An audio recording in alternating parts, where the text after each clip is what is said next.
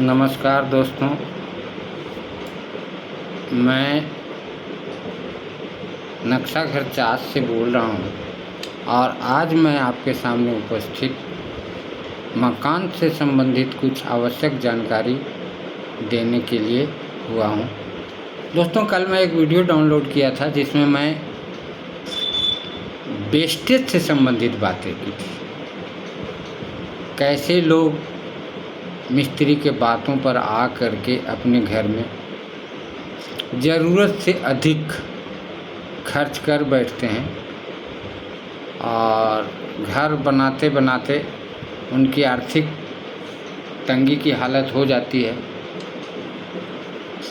दोस्तों, अगर आप घर बनाना चाहते हैं तो सबसे पहला काम आपको ये करना चाहिए कि आपको किसी इंजीनियर के कंसर्न में जाना चाहिए और उनसे बैठकर बातें करनी चाहिए कि हमको कैसा घर बनाना है, कितना बेडरूम का बनाना है। इंजीनियर आपके हर क्वेश्चन का आंसर देने में सक्षम है और आपके हर चाहत पर सुझाव देने में सक्षम है। दोस्तों, जैसा कि मैंने कल बताया था कि आपकी चाहत जो भी है उसमें मैं सुझाव देना चाहता हूँ कि घर आपके फैमिली के हिसाब से एडजस्टमेंट होनी चाहिए। आपको कितना बेडरूम चाहिए, कितना टॉयलेट चाहिए, कितना किचन चाहिए। साइज आपके लिविंग स्टैंडर्ड के हिसाब से निर्धारण होना चाहिए। सोच ये होना चाहिए कि जितना कम से कम बिल्टअप एरिया को हम कवर कर सकें।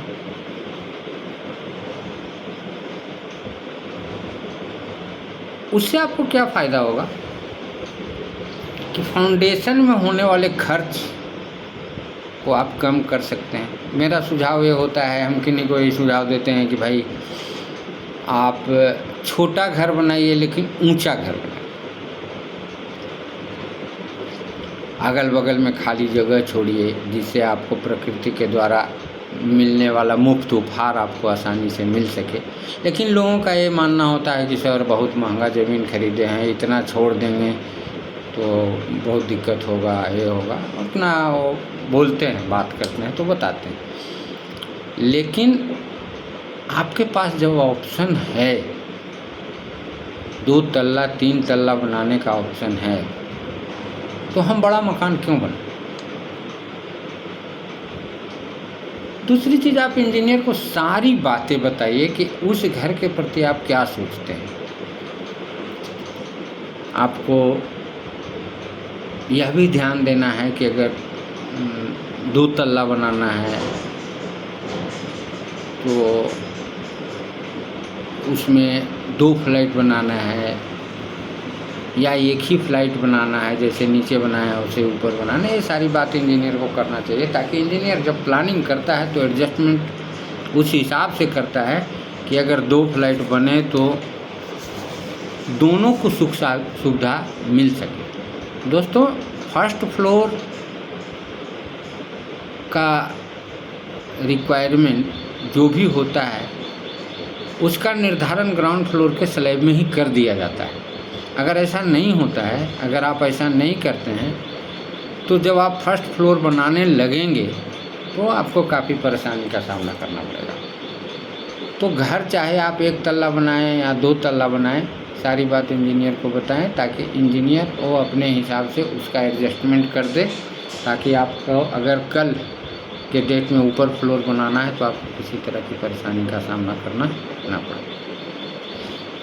दूसरी बात है दोस्तों, जब आप किसी कॉन्ट्रैक्टर को काम देते हैं, काम करने के लिए बात करते हैं रेट का कि किस रेट में आप काम करोगे, उस समय ध्यान देने योग्य बातें ये है कि पहले आप किसी कॉन्ट्रैक्टर से ये पूछिए कि ये मेरा प्लान है, इसको आप कितना दिन में बना करके दोगे, आपका शेड्यूल क्या होगा ये बताइए। क्योंकि बिल्डिंग का कॉस्ट समय पर भी निर्भर करता है। फॉर एग्जांपल, अगर आज 350 रुपये बैग सीमेंट है, कल सीमेंट का दाम बढ़ के 400 रुपया हो गया तो उसका कॉस्ट बिल्डिंग पे ही गिरता है। तो पहला प्रयास ये होना चाहिए कि अगर भवन बना रहे हैं तो हम पूरी रूप में तैयारी के साथ बनाएं और जितना जल्द हो सके हम उस कंस्ट्रक्शन को पूरा कर लें। रही रेट की बात, चार्ट में हम देखते हैं कि रेट के प्रति लोग बहुत इंटरेस्टेड रहते हैं कि कितना कम से कम में मेरा घर बन जाए, रेट में। लेकिन दोस्तों, अगर कोई ठेकेदार आपको कुछ महंगा रेट लेता है और 2 महीना में आपको स्लैब ढाल करके दे देता है,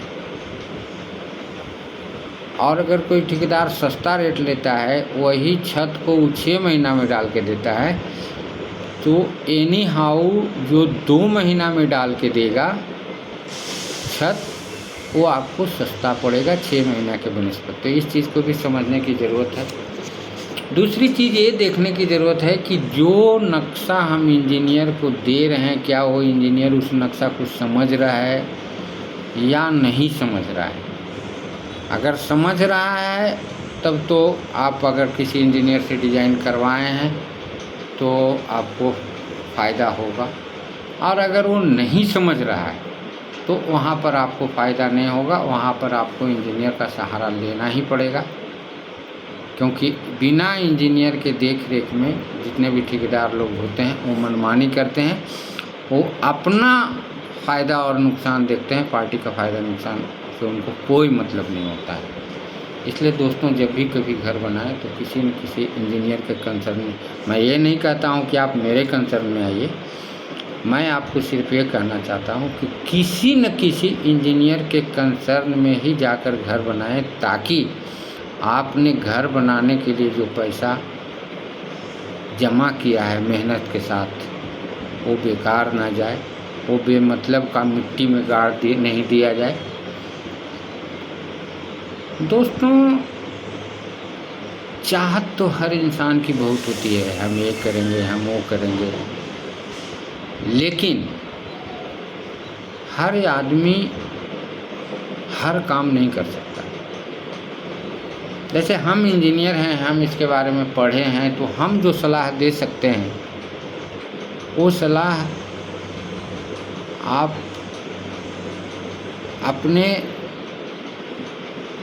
नहीं पालन कर सकते, क्योंकि आपके पास इसका अनुभव नहीं है।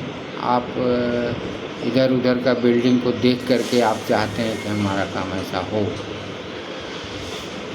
लेकिन दोस्तों हर चीज़ का एक थ्योरी होता है और उस थ्योरी के हिसाब से काम करना पड़ता है, तभी घर अच्छा बनता है, सुंदर बनता है, टिकाऊ बनता है। धन्यवाद।